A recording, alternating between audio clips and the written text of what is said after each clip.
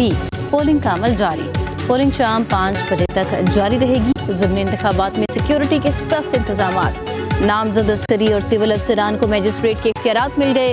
वज़ारत दाखिला के नोटिफिकेशन के मुताबिक पाक फौज 3rd टियर और क्विक रिएक्शन फोर्स के तौर पर तैनात है।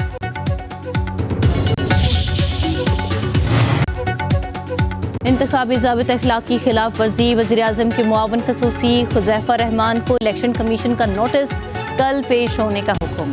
N185 DG खान के उम्मीदवार महमूद कादिर खान को भी नोटिस। ज़ाबित अखलाक की खिलाफ वर्जी पर सेनेटर राना सनाउल्लाह को 50,000 रुपए जुर्माना।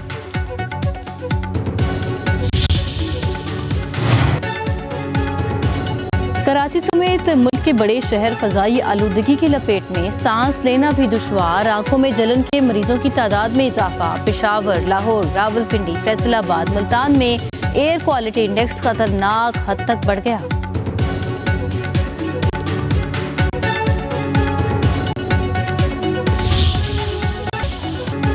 अमरीकी सदर डोनाल्ड ट्रंप के बाद फ्रांसीसी कमांडर की भी पाकिस्तान के साथ जंग में भारतीय शिकस्त की तस्दीक। नेवल एयरफोर्स के कमांडर कैप्टन यूर्क लोने ने कहा है कि मई में पाक भारत जंग में राफेल तैयारे नाकाम हुए। मसला राफेल तैयारे की तकनीकी कमजोरी नहीं था, बल्कि असल खराबी भारतीय पायलट्स की महारती में था।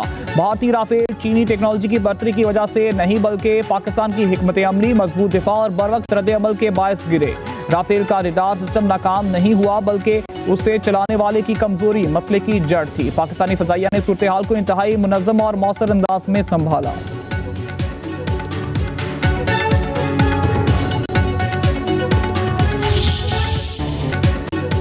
मार्का हक में पाकिस्तान के हाथों भारत को इबरतनाक शिकस्त का आलमी सतह पर एतराफ। नरेंद्र मोदी के देश में सफ़े मातम बिछ गई।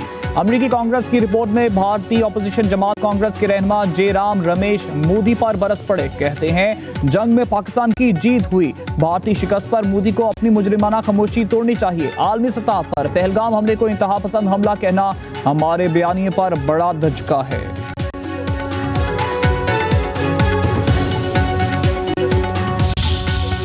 तेजस क्या गिरा, भारतीय मीडिया होश ही खो बैठा।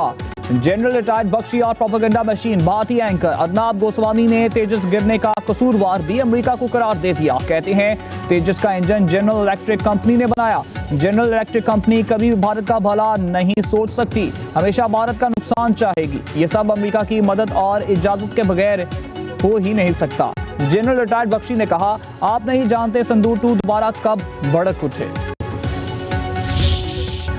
जो भी हमारे जवानों को शहीद करता है वो दहशतगर्द है, उनके खात्मे के सिवा कोई ऑप्शन नहीं। वज़ीर आला खैबर पख्तूनख्वा सुहेल अफरीदी की सहाफियों से गैर रस्मी गुफ्तगू। कहा, दहशतगर्दी का हर हाल में खात्मा करना होगा, अमन व अमान पर कोई समझौता नहीं करेंगे। विफाकी पॉलिसियों पर तनकीद करना मेरा जमहूरी हक है। स्टेक होल्डर्स को एतमाद में लेकर पॉलिसी बनाएं तो नताइज सामने आएंगे। हर मसले का हल मुज़ाकरात में है। हमारे लीडर हमेशा मुज़ाकरात की बात करते हैं।